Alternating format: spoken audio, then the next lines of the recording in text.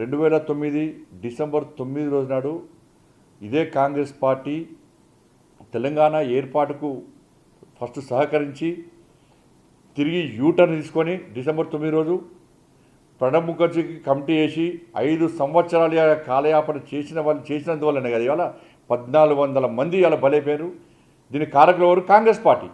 కాంగ్రెస్ పార్టీకి సంబంధించిన కొంతమంది మంత్రులు, బీఆర్ఎస్ పార్టీ నాయకులు తేజస్వి సూర్య గారిని ద్రోహి, వెధవ, మూర్ఖుడు అనుకుంటే ఇష్టానుసారంగా మాట్లాడాను.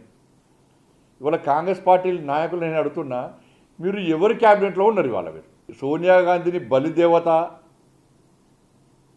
కాంగ్రెస్ పార్టీ నాయకురాలను తిట్టకుండా నీచ పనులు చేసిందని మాట్లాడినటువంటి కాంగ్రెస్ పార్టీని తిట్టినటువంటి రేవంత్ రెడ్డి గారి క్యాబినెట్లో మంత్రులుగా ఉన్నారు మీరు.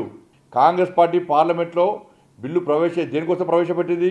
మీరు ఇవ్వకుంటే మేము ఇస్తాము అని వార్నింగ్ ఇస్తే ఇలా కాంగ్రెస్ పార్టీ భయపడి ఇవాళ తెలంగాణ బిల్లును పార్లమెంట్లో ప్రవేశపెట్టింది తప్ప ఇలా ఏమాత్రం ప్రేమ లేదు. ఇవాళ 1400 మంది బలి కావడానికి కారణము కాంగ్రెస్ పార్టీ. కాంగ్రెస్ బీఆర్ఎస్ ఒకటే, మొదటి నుంచి చెప్తున్నాం.